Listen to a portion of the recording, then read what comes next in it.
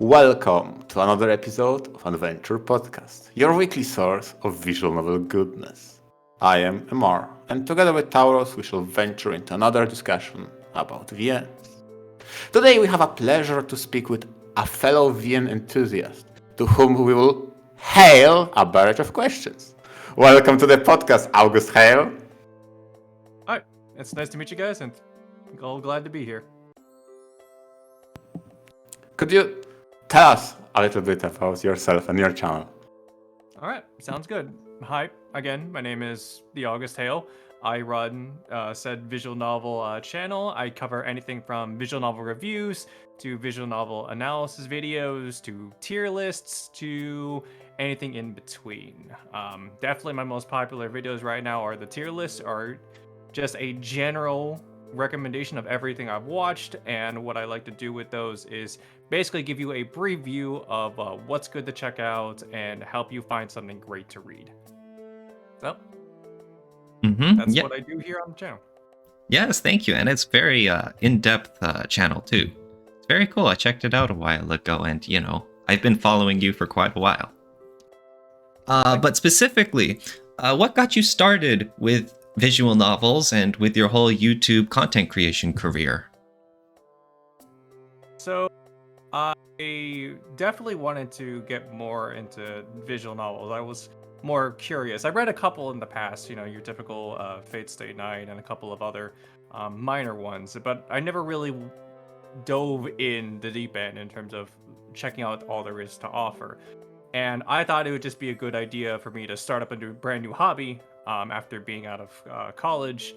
And I decided, okay, so I want to try exploring this new realm of visual novels. And it also added on to the fact that there wasn't really anyone in the visual novel YouTube space. So I thought, okay, here, let me try to fill in a niche that doesn't exist. Of course, there's a couple of people out there, but it's not very, I guess, robust or very detailed, or it's hard to basically find a recommendation for visual novels to go out and read. So I thought, okay, I'm going through all this. Let me see if I can help out some others as well. And so a couple years later, and here's where I am right now, sitting at basically just above 10K subscribers and a healthy and eager fan base to learn about the stuff I've been reading, and hopefully they can get something great to read as well. Do you think that mission that you took for yourself to bring recommendation is something that help you find your niche within a niche? So I'm not sure if this completely answers the question. I mean, because I'm trying to focus in, you have your own distinct style. You have a very short and sweet style of videos. You go to the point, you recommend, that's it, move on. Me specifically, I found out about your channel through Even Equal 2 video and Bald Sky video. And that's what I was surprised to. Yeah, this is very short. You digest to the point, and then you give your honest recommendation for whom that title would work. Yeah, I think with the way how I structured my reviews, I wanted to be as short and concise as possible, while also still giving a healthy amount of information. A lot of it is very packed, and me personally, I don't like I guess the much longer reviews in terms of just and I can understand people that wanted to go like 20 to 30-minute videos just talking so much in depth. There's a couple of people I know that just heavily do that, but at the same time, I don't have a lot of time to just sit down and watch this, much less if I'm not engaged with the actual video itself. So what I like to do is just basically act like your typical, I guess, modern YouTuber, in the sense of that, in terms of like, hey, okay, fast editing or quick editing, really engaging hook, really robust storytelling, just everything that makes like a good YouTube video, but for visual novel reviews or visual novel topics. So it has that sense of like, okay, people can engage with my work as it is, as a regular YouTube video, and yet not be bored off at the end of it. So one of the most important things about being being a YouTuber or a YouTube content creator is making sure people watch your videos to the very end. And I want to prioritize that in terms of, hey, so this is what I have to talk about. I'm going to hit these topics, and I want you to get through all of it. And then whether or not I can convince you to buy this visual novel to read, then my job is all done.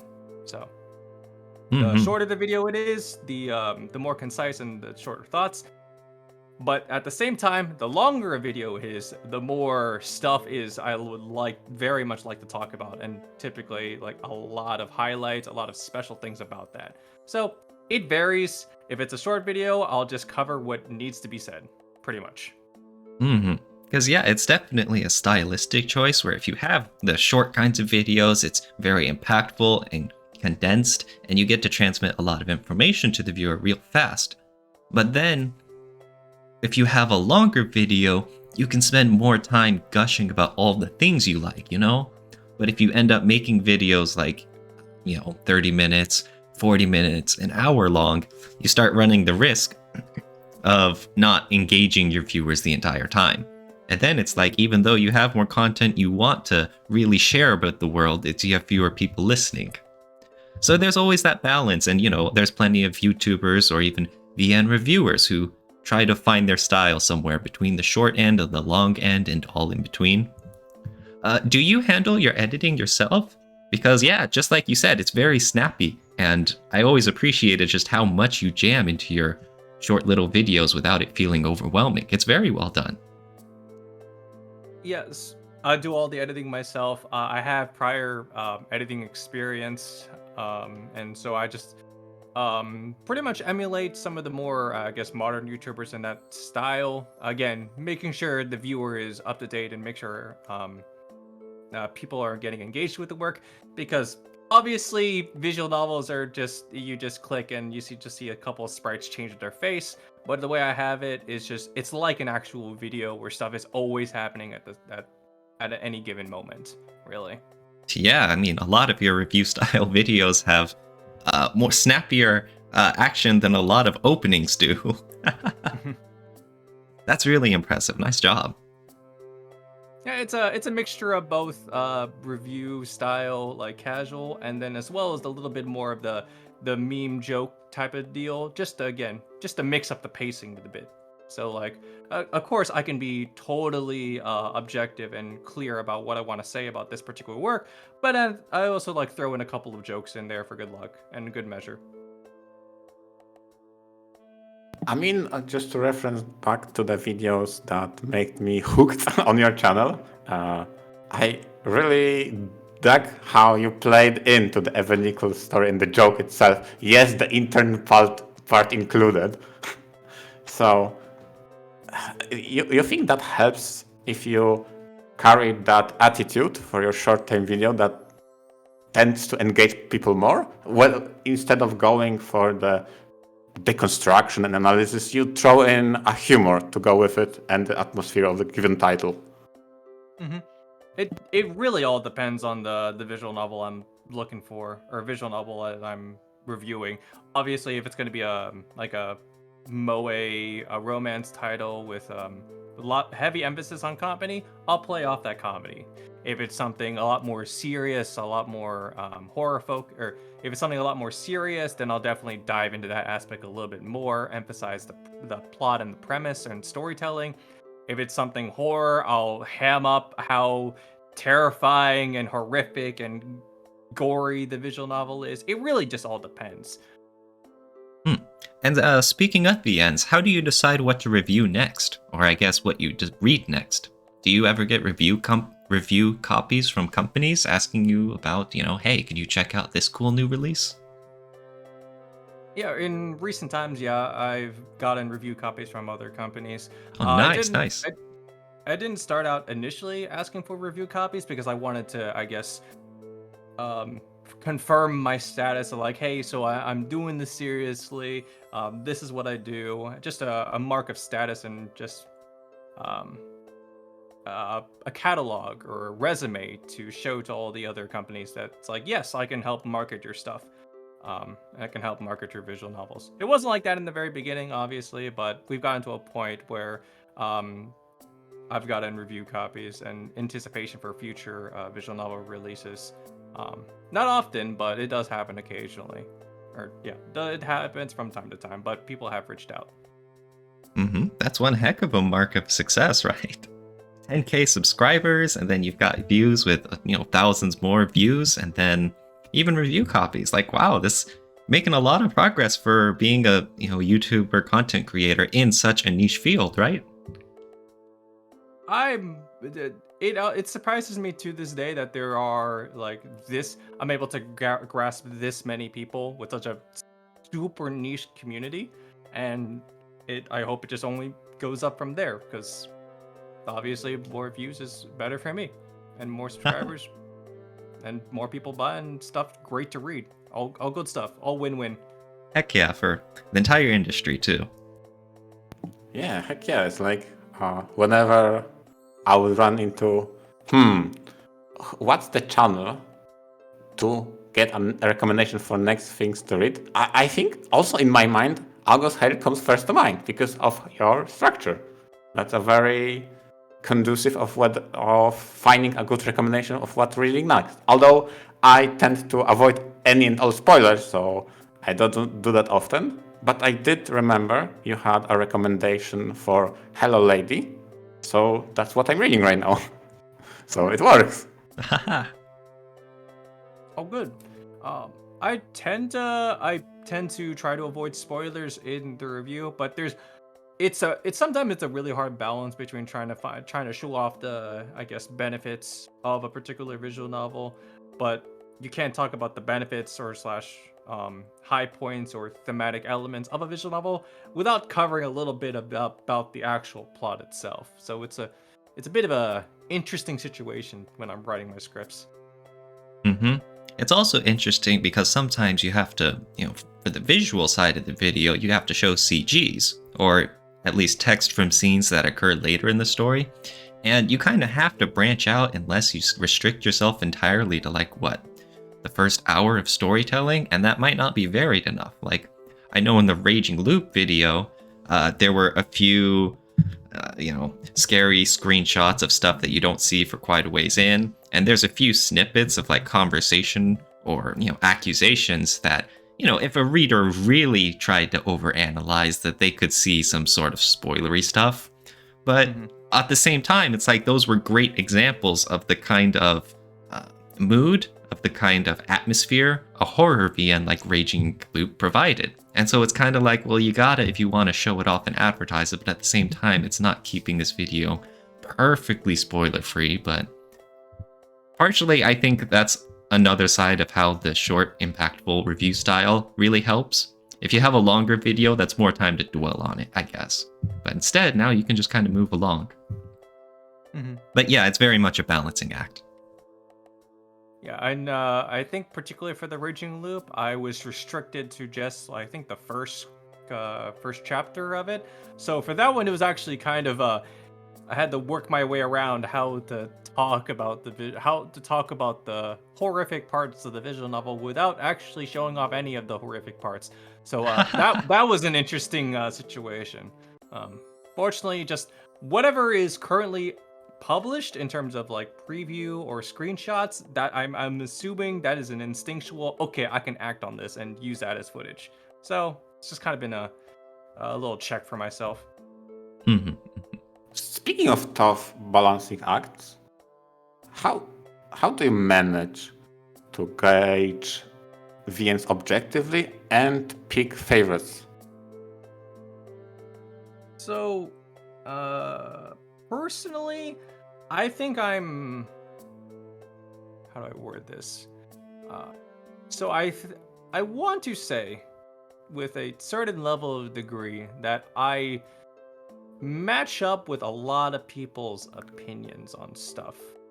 And maybe a bit of presumptuous. But I can say that I can recognize, I guess, the more quote unquote objective values of a visual novel, and the stuff I criticize a work on tends to line up with a lot of other complaints that other people have. So it hasn't really changed in all that mind in terms of like, oh, what do I do if like my opinion horribly clashes with like the majority? I don't think I run into that problem a lot. No but hot takes. yeah, very rarely there's a disagreeing opinion. I mean, 10,000 people seem to agree with you at some level. So there's that option, and I can recognize a work for how it is. But at the same time, I can identify my own personal bias towards stuff I super duper like, and other stuff that I super duper don't like. Like for example, I like the more character focused, drama oriented type of works, the ones that really go introspective and really dive deep into an individual character. On the other hand, I have a very big distaste for extreme long-winded world building and intricate gameplay systems, and or just intrusive gameplay experiences in general. So I think like for the latter, in terms of the stuff I really like, I enjoy Sayana type Daydream and say Utawaru Mono Mask of Truth. And for the latter, or for the, I guess, the gameplay, I can say like Evanical, or what's another one? Baldur's Sky, or Baldur's Sky's Cyberpunk World, or Fate Stay Night's Magic Building, or Magic World Building, as examples. It's funny that you mentioned Baldur's Sky, because I know MR has recently read it, and he did not have enough good things to gush about with Baldur's Sky. Yes. I mean, I haven't read it myself, but it sounds like it aligns with some of the things you think too, right, MR? It's very hard to pinpoint exactly what makes it tick for me. It's just a combination of many things, and I think the biggest mark of the success was that it aligned with Tauro's definition of what makes an action VN really work with gameplay, and that's the fact that the gameplay subsidizes action scenes. So you are the action scene. I mean, this just works so well in Baldur's Sky from my perspective. I think its approach to route structure and how it manages to unveil the story the more deeper you go in a sort of inverse ladder structure is so intriguing to me. So it just works as a detective story in which the deeper you go and every other route you experience, you slowly get to know piece by piece all the interlocking things that happen all across the story. Baldur's Sky is a really ambitious cyberpunk visual novel. Yeah, like you said, it integrates like actual like mech beat 'em up RPG elements, and then that's integrated into its story, which is one super unique for a visual novel, much less or for a gameplay visual novel, much less an actual visual novel. So it's got points in that department. Oh well. That said, there are other particular complaints I have about Baldur's Sky, and like, when did I reviewed Baldur's Sky? Probably at the beginning of my career. It was like it was the first video I ever published, and that was at least 3+ years ago from today. And I remarked it as like a really great visual novel experience. However, looking back on it, I think it's just not as it hasn't stood the test of time, in my opinion, for me personally, in terms of my own criticism of it, because I can definitely point out a lot of the specific problems that Baldur's Sky has. That said, it's still a great, fun game to play. But again, there are those criticisms that I have that won't go away. I mean, it is a heck of experience that I agree with, and definitely far from perfect. It just, with what it did, with how they presented the world and how they unveiled the story, it just aligned with what I tend to like. And it's probably one of the very few VNs I discover a patch very late, and just for note, patch was purely for the gameplay section. I installed the patch and I kept playing after the story is done. To this day, I just boot up Baldur's Sky and try it out. I completed 100%, and now I'm just messing around with this combat system that it's perplexingly interesting to explore in different ways. But again, I'm going off track with gameplay itself. I think what they achieved with story was very intriguing, how they tried to incorporate a cyberpunk futuristic setting and dealt with brain damage and how it affected all around you. How I would describe Baldur's Sky, it's a sci-fi cyberpunk epic. Oh yeah. Yeah. And usually the gameplay is a huge selling point, obviously, too. Like, where it's so in-depth and advanced that it could kind of sort of be its own standalone game if they wanted it to. Do you generally have any opinions of gameplay in visual novels, Augustale? So, I'm, like I said before, I'm not necessarily the biggest fan of gameplay in visual novels. I recognize that they're there, and it's fun to see it integrated into the actual story. But just when I want to play a game, I'm gonna play a game. When I want to read a story, when I want to read, I'm gonna want to read. So it's really finicky in terms of like, okay, so we're gonna switch on and off between gameplay and reading. And sometimes sometimes I'm more heavily oriented towards one, and then otherwise I'll be more heavily oriented towards the other. So Baldur's Sky is half that, but sometimes there are those moments where I'm just playing or I'm having a lot of fun with the combat. But then there's also the point where like, okay, I'm tired of the combat. Let me get back to the actual story. Other games are the same. It could be like or it could be like Dona, where it's also still integrated into the game, but it's only on a very milder aspect, and I'm fine with that in that regard. Other ones are other games are heavily invested into gameplay, like Evanical and Invenical 2. Where you're basically playing out a full-on JRPG at that point. And honestly, that's one of the elements that kind of blurs the line between game and visual novel, more so. So then you have those weird cases like Evanical 1 and 2, where just like, are these kind of more JRPGs rather than visual novel? And that could be its own discussion. Oh boy. But for something like Baldur's Sky, it's especially for you, MR, you never felt bothered by the pacing? Like, obviously, sometimes the battles have to end and you go back to reading the visual novel segments, right? Yeah, when it comes to pacing, it's...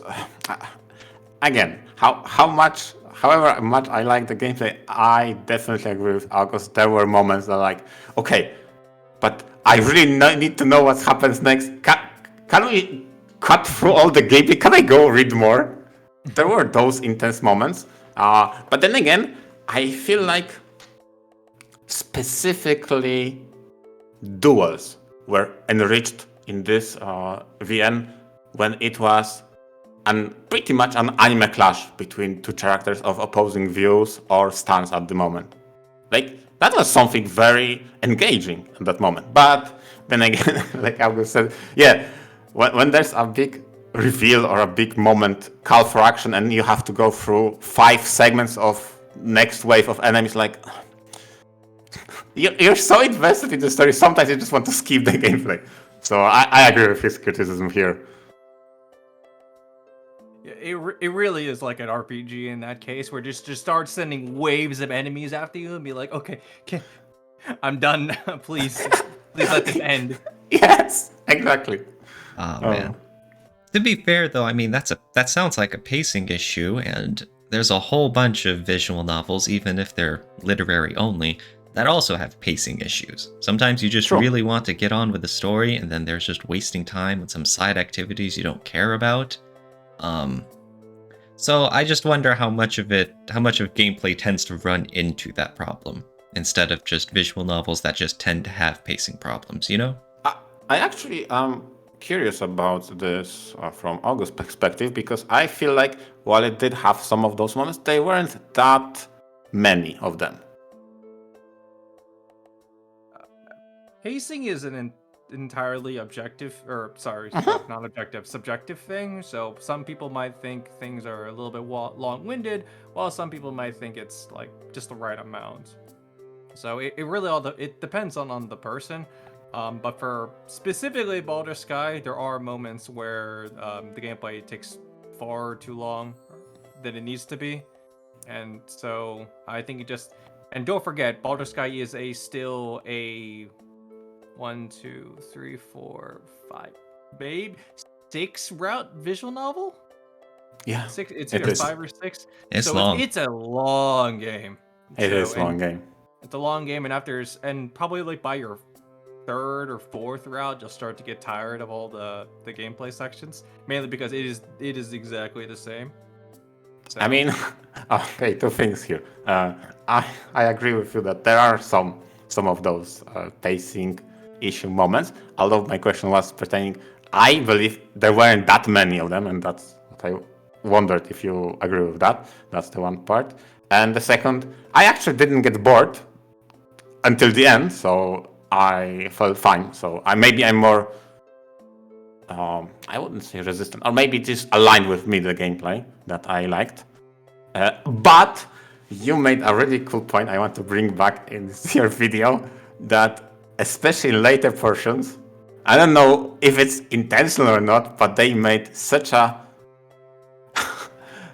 composition of enemy you wanted to tear down your own hair from frustration. You're 100% correct on some of the encounters. Oh yeah, it definitely gets harder as you get later on. Not harder as in like more bulkier enemies, but ones that are just a pain in the ass to deal Exactly. with. Really. Yep. Yeah. Although that pales in comparison to like a mid boss that you fight, where like it's flying in the air, and Yeah. imagine you're fighting a flying enemy with nothing to combat. All you have is ground attacks. I know. So it's like it's like, all right, cool. I gotta wait for this gotta wait for this enemy to come down after a good 2 minutes, and then hit it for a good 5 seconds, and then comes back up. Wait another 2 minutes. If I remember, and if my brain aligns with your brain length, and we talk about the same boss, there's also a very nasty surprise if that boss is on low HP. So if we talk about the same thing, it has more in store. It is how it is then. Yeah. Yeah. On a totally different topic, so moving off of Baldur's Sky, I guess. There's one VN series that I've kind of always wanted to get into, but I've just never gotten around to starting it. It's got the really long name, so please bear with me. It's Utaware Lumono series. What is it? Mask of Truth? Or there's 3 of them, and I don't know their subtitle names. Okay, so that is the Utawaru Mono trilogy. So starting off with Prelude to the Fallen, then Mask of Deception, and then Mask of Truth. Again, it's a hybrid story gameplay visual novel, but it's definitely more oriented towards a story aspect. It's a top-down turn-based RPG, so kind of similar to Fire Emblem in that regard, but with, I guess, 3D models and more, I guess, dynamic cutscenes and gameplay. So, But like you said, super engaging story. it tends to be more focused on the story and characters. I know you mentioned that's some of the things you tend to like seeing in your VNs. So was this one? Did you think this series pulled it off well? Absolutely fantastically, especially by the last game. So it sets up everything. So like the last installment in Mask of Truth just completely blows it out of the water, because you start off with the Prelude to the Fallen, and don't get me wrong, it does start super slow. All right, it's a traditional fantasy story with, I guess, Ainu ancient Japanese influences, and there is quite a intense world in there, full of internal like politics, as well as character relationships that you are gonna have to wrap your mind around. But as you're continuing to play the game, and then once you finally reach to the very end, it just all syncs up perfectly, and everything just feels super enjoyable by its climaxes. Makes the entire experience worth it. Dude, that's great. No, that's not great. Like, No, that's the there are shittiest thing I've ever heard. Intentionally, there are Total sometimes trash. I avoid August Halo videos because I have presumption he will recommend it and I want to immediately play it. And the way you sell it to me, like, oh, this is a very slow series of multiple entries in which at the end everything connects. I'm like, no, that's exactly what I like. Don't do it to me. I already have a huge backlog. Oh, the backlog only keeps growing. It only keeps growing. I did not think I'll experience an August Hale recommendation live on podcast. Oh. That's what I like to do. Just like, hey, so here's a great work that you should check out. I highly recommend it. And Remote is just another one of them. In fact, it's such a long series. I actually did an in-depth, like, the Experience series, which is basically my own live reaction to the entire events of it. So, Ooh. sure, people are gonna play it, but for people that have already played it a while ago, or just don't have the time to necessarily like sit down and fully play out a 50-hour JRPG visual novel, they can get all that in pretty much a couple of episodes. Mm-hmm. Them being from 15 minutes to 30 minutes to even an hour. So. Mm-hmm. So if you have any one VN that you've created a review video for that you would really like to recommend, just in general, no matter what kind of VN viewer, no matter what kind of VN reader they may be, what would you recommend? Which one of your videos would you want to give a shout out to? Okay, so again, it really all depends on the user's preference, because again, they could be wanting something more romantic, or they could be something more drama oriented, or they could want something more horror related. So it's, I guess, a moderately difficult situation. But a lot of people tend to focus on the bigger, more renowned titles. Like, we're talking Higurashi, we're talking Umineko, Fata Morgana, those type of visual novels. And of course, I'm not doubting them. Those visual novels are great, but at the same time, I also kind of want to look for those in the public mainstream eye, the more hidden gem type of visual novels. So for that one, I would like to point out Cyanotype Daydream, The Girl Who Dreamed the World. It's a sci-fi drama visual novels that's actually it's comprised of 4 unique stories that all blend in together, and how it orients itself as like this kind of romance between the main 2 leads just is so character impactful, and has a lot of weight to it, especially since, similar to Arimono, and how the trilogy with each installment is building up to that last one. You start off with 3 individual stories, and they all build up into the last major case, or the last major story of the visual novel, and it all just makes everything more satisfying and enjoying. Yeah. Okay, all up into one big arc with a very satisfactory ending. Because usually you hear about long-running works that are really building up to a finale, and more often than not, you tend to see these kind of drop the ball. Whether it's, books or movies or TV series or sometimes visual novels, the ending, when it's hyped up as much as it is, doesn't always hit the mark. But when you have something that you're, obviously, that you enjoy very much and you're recommending with Cyanotype Daydream, and you feel like the ending really gave it justice? In that particular case, 100%. Nice, So, nice. again, it's because the way the premise is all set up, because it starts off in a sci-fi world, and what you need to do is you need to explore these 3 individual stories, and all those stories are linked up to this one character, the main, the lead, essentially. And this is what they tell you in the introduction when they're showing you all the stuff. But as you keep reading, you learn more about how this particular story fits into this particular character. So it's a sci-fi premise, and so think of it like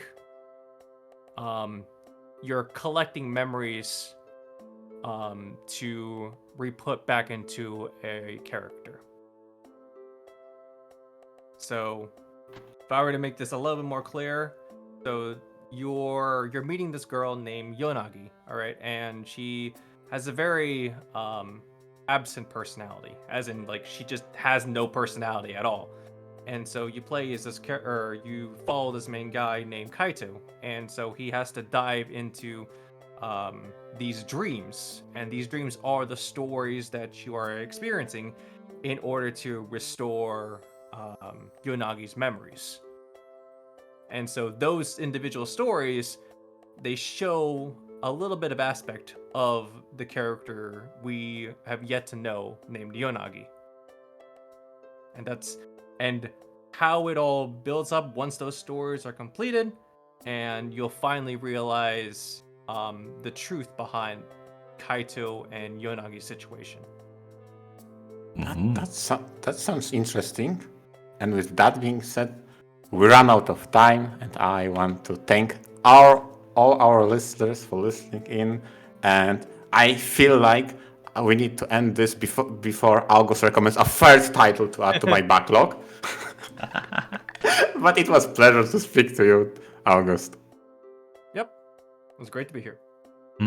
Thank you again for joining us, and thank you to everyone listening in. We hope to see you again soon. Bye-bye.